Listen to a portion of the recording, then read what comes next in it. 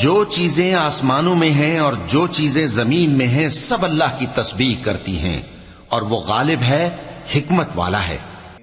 هو الذي أخرج الذين كفروا من أهل الكتاب من ديارهم لأول الحشر ما ظننتم أن يخرجوا وظنوا أنهم مانعتهم حصونهم